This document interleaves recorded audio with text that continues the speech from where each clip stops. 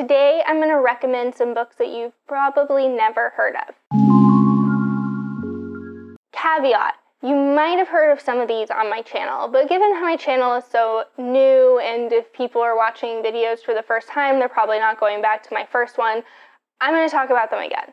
So I went on my Goodreads and I looked at all of the books that I've read that have under 1,000 ratings.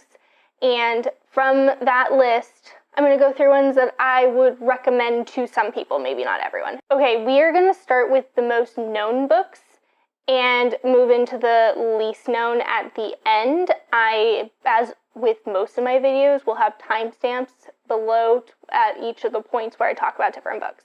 The first one, with 947 reviews on Goodreads, is The Archive of Alternate Endings by Lindsey. This was one of my favorite reads last year.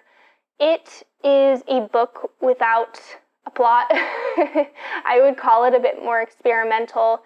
I have a hard time describing it. There's some motifs. There's the motif of Halley's Comet that comes every 70-something years. And there is the motif of Hansel and Gretel, of a brother-sister relationship. And then there's this motif of queerness. And every time Halley's Comet comes, we see different characters, different siblings. It is exploration of sibling love, of change through time. It goes far into the past and into the future. It doesn't connect by characters, it really connects thematically. I found this book really touching. I found it impactful for not having really a specific character to root for, because you're kind of rooting for a character concept of a sibling relationship. And I found this book quite endearing. Again, it will not be for everyone. It is experimental, there is not much of a plot, but for people who find that interesting, I would recommend this book. Book number 2, with 686 Goodreads reviews, The New and Improved Romie Futch. I've talked about this one a few times on my channel, but it is a sci-fi where we are following this taxidermist in his 40s who is down on his luck, kind of self-made down on his luck. He's missing his ex-girlfriend, I don't really remember, and he's in need of some cash, so he volunteers to be in this study, and as a part of the study, he is given something, and he maybe gets a little smarter. Things ensue from there. The writing changes as a result of this. The words he uses change, and I normally am not drawn to books about men in their 40s, but I found this one really funny, and it kind of turned that trope around, and the sci-fi elements were really interesting. There's this beast that he ends up trying to hunt at a certain point. There's kind of just a lot of shenanigans. I feel like a lot of people would quite enjoy this novel. It has a fun, fast-paced plot for the most part. I think that there was a bit of time at the beginning when it was slower, and then it has really strange characters that are kind of relatable. Yeah, if you're into like a low sci-fi with a medium-paced plot, I would recommend this. So with 271 ratings, we have Heartbeat Braves by Pamela Sanderson. This is a romance novel, but I would say it's romance light. So for people who are readers of romance, they might consider this more chick lit. I don't really like that definition. I don't think that just women like this type of book. Pamela Sanderson is a citizen of the Karuk tribe and is from California. This book takes place around this community center called the Crooked Rock Urban Indian Center. And the first book is about this younger woman. She's in her early 20s, and she's trying to keep this place afloat, and is super type A. Okay, apparently I couldn't talk at this part, so I'm just going to repeat it. So the protagonist works for the community center.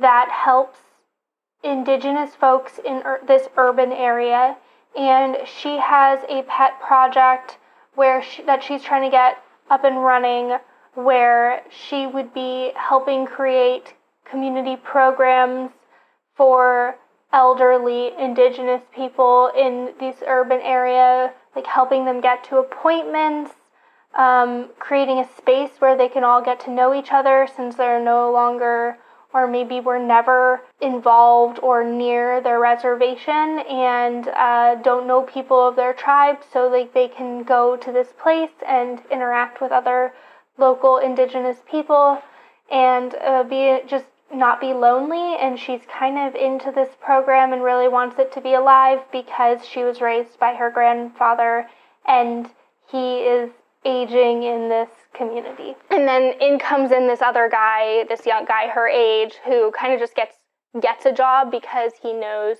his uncle knows someone and can make it happen. And that's like the romantic part of the book is between the protagonist and I think his name's Henry, who are both Indigenous Americans from different tribes. Most of the characters in this are Indigenous and are from different tribes, and there's like a conversation around how to like stay in touch with your cultural identity in these urban areas. There's also the romantic connection between the two, and I think that people who want to try romance but maybe want romance light would like this book because the romance is like not even really the center focus of it. It wasn't really what I was rooting for. I was much more interested what was happening with the community center and your protagonist and her relationship with her grandfather, and then them trying to keep this center alive and trying to get funding. I did find it very cute.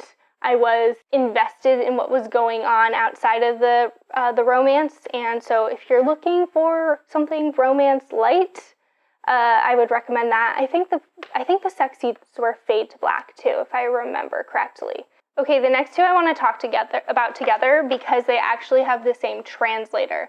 So with 207 reviews is 121 Days by Michele Audin. This is translated from the French by Christiana Hills. With 119 reviews, we have The Hunting Party by Agnes Desarthe, and again, translated by Christiana Hills. I read this one first, and I really loved the translation, so then I picked up this one. I think this one is better than this one. We'll talk about this one a little bit. It is, again, experimental, not really much of a plot. In this case, it didn't work for me as well. This author is a mathematician, and the book really focuses around numbers and mathematics, kind of, like years as numbers and other things as numbers. She's part of the Oulipo. Yeah, so this is only the second book ever published in English by a female member of the prestigious and influential Oulipo. It follows the lives of French mathematicians through the world wars. You're kind of moving between characters from chapter to chapter. I think sometimes they related back to each other, but didn't necessarily. And like the Oulipo organization, whatever it is, when they write, there's like some sort of shtick or some sort of thing that they're doing. As an example, I've heard one where the letter E was never used, and so they wrote the whole book without that letter.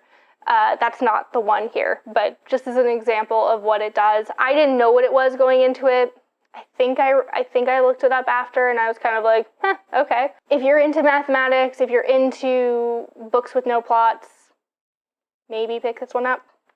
And then we have the one I actually enjoyed more, translated by the same person, Hunting Party by Agnes Desarthe. This follows a man and his wife. They move to a new town, and he has a hard time making friends with the locals. So he decides to go hunting with them, and he shoots a rabbit, and then he kind of has a conversation with it. And he kind of gets, it's like most of it is him in the forest, but also like flashbacks to his wife and like their relationship.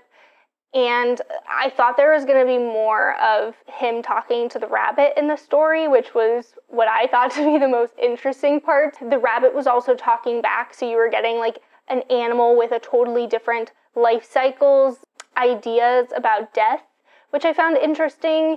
And you kind of see him as a person, how he relates to these other characters, how the characters see him, how his wife sees him. I really enjoyed it. I found the writing to be really beautiful, which is why I looked up the translator to see if she had done anything else, because it just seemed like a really beautiful translation. At 117 reviews, we are looking at Trans Love, an anthology of transgender and non-binary voices. This is a nonfiction collection of essays. I appreciated it as I was reading it because this was like the first avenue that I had really seen just dedicated nonfiction or dedicated space for these voices. I think that there were a few essays that were by cis people, but it was they loved someone or had someone meaningful in their life who was trans or non-binary. The core of these, as it is called Trans Love, is like gender identity and the idea of love. I think that each of these narratives or essays kind of looks at the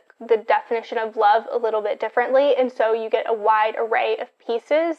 The pieces themselves are very raw. It doesn't feel like really their voices were edited at all, which as just what this book is, I think makes it a bit more powerful. But for some people who like everything to be very polished, you might not appreciate that as much. And a lot of them were very intersections of mental health, religion, race, disabilities, among others. I felt that this was a book making an important space. Okay, second to last is Thanks to You, My Baggy Blackbird. She is Ojibwe from Canada.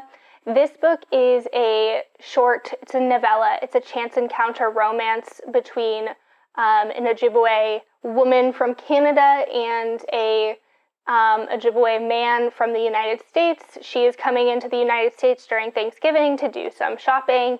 Her car breaks down. We have this cute chance encounter romance. And I believe the sex scenes were also fade to black. So if you don't want anything too spicy, that would be a good recommendation. And something for like novella romances, or at least I found novella romances and traditional length romances are a bit different in pacing and how they happen. Like this is obviously going to be insta-love.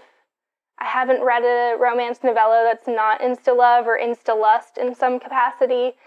They both had interesting, like, to be said though, like, I think that they both had really interesting backstories. There is an insta-love element where they're discussing the possibility, or not, they're not discussing, but they're thinking about the possibility of marriage and laws that are in effect that potentially allow people to move, Indigenous people to move between Canada and the United States and how that would work for them. I mean, it's not supposed to be informative for people, but I learned something from reading this book. I find that when I read a lot of things out of my culture, I learn quite a bit while reading. This isn't the point of this video, but that's, again, why I like to read diversely. But yeah, I think that if you're looking for like a quick holiday romance, this would be a good recommendation. Last but certainly not least, I really enjoyed this book with 10 ratings on Goodreads is The Slave Yards by Najwa bin Shatwan. This is translated from the Arabic. I'm surprised this only has 10 reviews. It takes place in Libya, and in a place called the Slave Yards, which is where the Black Africans live in Libya, which Libya is on the northern coast, and mostly Arabic or whiter people live there. And in the book, it actually refers to the people who live there as white, where they're North African, and the people who have been brought here as slaves as Black. This is a historic fiction. You meet a woman when she's older in life, and she doesn't know much about her parents, and someone has information about them, and you kind of go back in time, and then you relive many aspects of her life, living and growing up in these slave yards, and then you go back in time again, and you learn the story of her mother, who was actually a slave. Other elements that I totally forgot to touch on, the slave yards are kind of a byproduct of slaves being brought to Libya to be sold through like the transatlantic slave trade, and also to be kept in Libya as slaves. And the slave yards is, once these slaves became free, the slave yards is kind of where these people live. And the woman that you follow at the beginning, and then you see her as she gets younger, or you see her when she is younger, is mixed race. And that is kind of a big deal throughout the narrative. Living in the slave yards, people can tell she's white, and by white I mean Arabic, as it is described in the book. They are considered white by the book standards, or the book's translation, and she doesn't quite always fit in because of that, and there's a question of where she came from because of it. There's a lot of triggers in this. There's a lot of violence. There's a lot of violence against women, but at the same time, there's a conversation that's happening around the violence against the women. These are things that actually happened, and it's bringing light to those incidents. I think some people might have a hard time with this book because and I've noticed this with some translated fiction I've read recently, it kind of is, the timeline is very loose.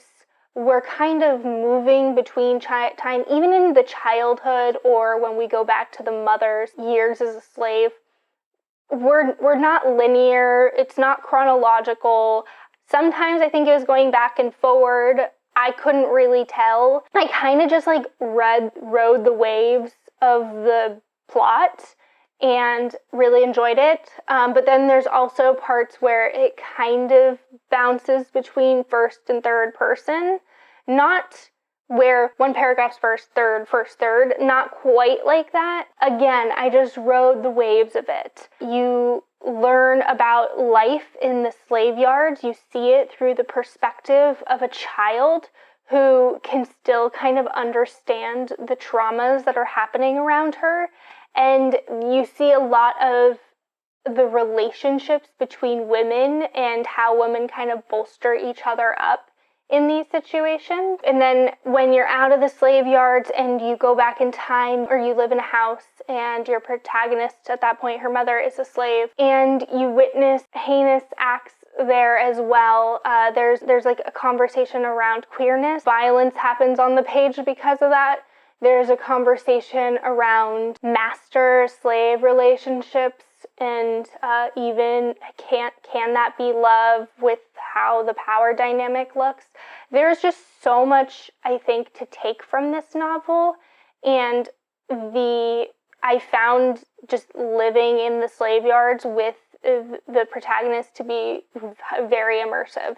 So this only has 10 reviews on Goodreads. I would highly recommend you pick that up because it's definitely worth it. If you have access to Hoopla through your library, you can download it from there as one of your free ones of the month. That's all I got for this video. Let me know if you're interested in reading any of these fairly unknown books now that I've chatted through them, and until next time, happy reading!